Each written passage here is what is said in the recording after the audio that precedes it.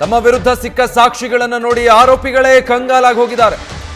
CDR, tower dump, mobile retrieve ಈ ಎಲ್ಲ ಎವಿಡೆನ್ಸ್ಗಳನ್ನು ಆಧರಿಸಿ ತನಿಖೆ ನಡೆಸಿದ್ದಾರೆ. ಕಳೆದ 2-3 ದಿನಗಳಿಂದ ಕಲೆ ಹಾಕಿರುವಂತಹ ಸಾಕ್ಷಿಗಳನ್ನು ನೋಡಿ ಆರೋಪಿಗಳು ಕಂಗಾಲಾಗಿದ್ದಾರೆ.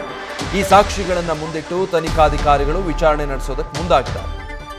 ಆರೋಪಿಗಳೇ ಮರ್ತಿದ್ದಂತಹ ನಿಖರ ಸಮಯವನ್ನು ಮುಂದಿಟ್ಟು ಅಧಿಕಾರಿಗಳು ಪ್ರಶ್ನೆ ಮಾಡಿದ್ದಾರೆ. ಈ ಪ್ರಶ್ನೆಗಳಿಗೆ ಸರಿಯಾದ ಉತ್ತರ ಕೊಡಲೇಬೇಕಾದಂತಹ ಅನಿವಾರ್ಯತೆ ಎದುರಾಗಿದೆ. ತಮ್ಮ ವಿರುದ್ಧದ ಸಾಕ್ಷಿಗಳನ್ನು ಕಂಡು ಆರೋಪಿಗಳು ತಬ್ಬಿಬ್ಬಾಗಿದ್ದಾರೆ ಅನ್ನೋ ಮಾಹಿತಿ ಲಭ್ಯ ಆಗ್ತಾ ಇದೆ.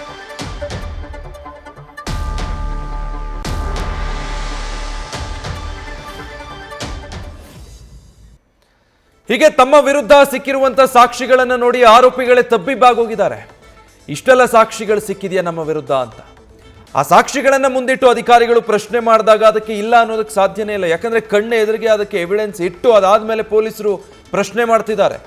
ಎಲ್ಲೆಲ್ಲಿದ್ರು, ಅವರ ಲೊಕೇಶನ್ ಎಲ್ಲಿ ಟ್ರೇಸ್ ಆಗಿದೆ, ಸಿಡಿಆರ್ನಲ್ಲಿ ಅವ್ರಿಗೆ ಏನೆಲ್ಲ ಡೀಟೇಲ್ಸ್ ಸಿಕ್ಕಿದೆ, ಆ ಡೀಟೇಲ್ಸನ್ನೆಲ್ಲ ಅವ್ರು ಮುಂದಿಟ್ಟು ಹಾಗಿದ್ರೆ ಇದೇನು ಅಂತ ಪ್ರಶ್ನೆ ಮಾಡಿದಾಗ ನಿಜ ಹೇಳಲೇಬೇಕಾದಂಥ ಅನಿವಾರ್ಯತೆ. ಮತ್ತು ಅಲ್ಲಿ ಇನ್ನೇನೋ ಸುಳ್ಳು ಹೇಳೋದಕ್ಕೆ ಹೋದರೆ ಸಿಕ್ಕಾಕೊಳ್ಬೇಕಾಗತ್ತೆ ಅಷ್ಟೇ. ಸೊ ಈಗಾಗಲೇ ಪೊಲೀಸರು ಕಲೆಕ್ಟ್ ಮಾಡಿರೋ ಎವಿಡೆನ್ಸ್ಗಳನ್ನು ನೋಡಿ ಆರೋಪಿಗಳು ಕಂಗಾಲಾಗಿ ಹೋಗಿದ್ದಾರೆ. ಇದೊಂದು ಪ್ರಕರಣದಲ್ಲಿ ನಾವು ಹೇಗೋ ಸಿಕ್ಕಾಕೊಂಡಿದ್ದೀವಿ, ಬಟ್ ತಪ್ಪಿಸ್ಕೊಂಡು ಬಿಡಬಹುದೇನೋ ಏನೋ ಒಂದು ಹೇಳಿ ಪೊಲೀಸರಿಗೆ ಅಂದ್ಕೊಂಡಿದ್ದವರು ಈಗ ಸಿಕ್ಕಿರೋ ಸಾಕ್ಷಿಗಳನ್ನು ನೋಡಿ ತಬ್ಬಿಬ್ಬಾಗೋಗಿದ್ದಾರೆ. ಅಷ್ಟರ ಮಟ್ಟಿಗೆ ಈ ಪ್ರಕರಣದಲ್ಲಿ ಪೊಲೀಸರು ಇಂಚಿಂಚು ಮಾಹಿತಿಯನ್ನು ಕಲೆ ಹಾಕಿ ಎವಿಡೆನ್ಸ್ಗಳನ್ನೇ ಮುಂದಿಟ್ಟು ವಿಚಾರಣೆಯನ್ನು ನಡೆಸ್ತಾ ಇದ್ದಾರೆ. ಸೊ ಶಿವಕುಮಾರ್, ಈಗ ಒಟ್ಟಾರೆ ವಿಚಾರಣೆಗೆ ಸಂಬಂಧಪಟ್ಟ ಹಾಗೆ ಹೇಳ್ತಾ ಇದ್ರಿ, ಪೊಲೀಸರು ಕಲೆ ಹಾಕಿರೋ ಸಾಕ್ಷಿಗಳು ಅದನ್ನ ಮುಂದಿಟ್ಟು ವಿಚಾರಣೆಗೆ ಒಳಪಡಿಸಿದಾಗ ಅನಿವಾರ್ಯವಾಗಿ ಆರೋಪಿಗಳು ಅದಕ್ಕೆ ಉತ್ತರ ಕೊಡಲೇಬೇಕಾಗತ್ತೆ. ಈಗ ಪೊಲೀಸರ ಬಳಿ ಇರುವಂತಹ ಎವಿಡೆನ್ಸ್ಗಳು ಈ ಆರೋಪಿಗಳನ್ನು ಯಾವ ರೀತಿ ಕಂಗಾಲಾಗಿಸಿದೆ, ವಿಚಾರಣೆಯಲ್ಲಿ ಇದು ಎಷ್ಟು ಸಹಕಾರಿ ಆಗ್ತಾ ಇದೆ?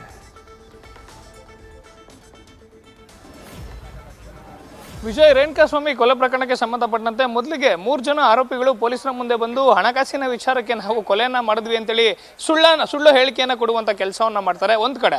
ಮತ್ತೊಂದು ಕಡೆ ನಟ ದರ್ಶನ್ ರೇಣುಕಾಸ್ವಾಮಿ ಕೊಲೆ ಆದಂತ ನಂತರದಲ್ಲಿ ಅವರು ಮೈಸೂರಿಗೆ ಹೋಗಿರ್ತಾರೆ. ಮೈಸೂರಿನಲ್ಲಿ ಎಂದಿನಂತೆ ಜಿಮ್ನಲ್ಲಿ ವರ್ಕೌಟ್ ಮಾಡ್ತಾ ಶೂಟಿಂಗ್ಗೆ ಹೋಗ್ಲಿಕ್ಕೆ ತಯಾರಿಯನ್ನ ಮಾಡಿರ್ತಾರೆ.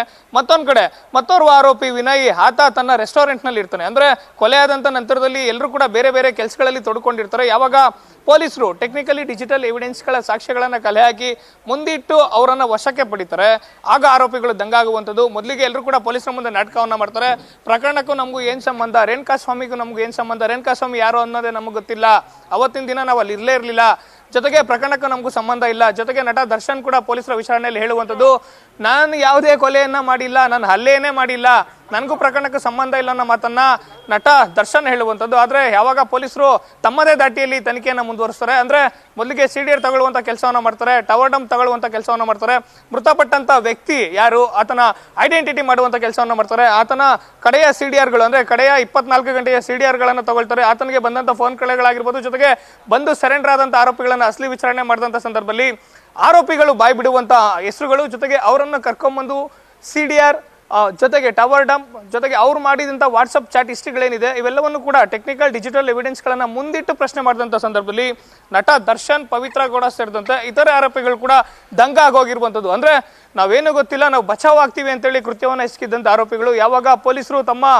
ಕಟ್ಟುನಿಟ್ಟಿನ ತನಿಖೆಯನ್ನ ಮಾಡ್ತಾರೆ, ಯಾರನ್ನು ಕೂಡ ಪ್ರಕರಣದಲ್ಲಿ ಸೇಫ್ ಗಾರ್ಡ್ ಮಾಡಬಾರ್ದು ಅಂತೇಳಿ ಪೊಲೀಸರು ಏನೋ ಒಂದು ತನಿಖೆಯನ್ನ ಮಾಡ್ತಾರೆ, ಜೊತೆಗೆ ಟೆಕ್ನಿಕಲ್ ಡಿಜಿಟಲ್ ಎವಿಡೆನ್ಸ್ಗಳನ್ನ ಮುಂದಿಟ್ಟು ಪ್ರಶ್ನೆ ಮಾಡಿದಂಥ ಸಂದರ್ಭದಲ್ಲಿ ನಟ ದರ್ಶನ್, ಪವಿತ್ರ ಗೌಡ ಸೇರಿದಂತೆ ಎಲ್ಲ ಆರೋಪಿಗಳು ಕೂಡ ಕಕ್ಕಾಬಿಕ್ಕಿ ಆಗಿರುವಂಥದ್ದು. ವಿಜಯ್, ನ್ಯೂಸ್ ಫಸ್ಟ್ ನಿರ್ಭೀತಿಯಿಂದ ನಿಮ್ಮ ಪರವಾಗಿ.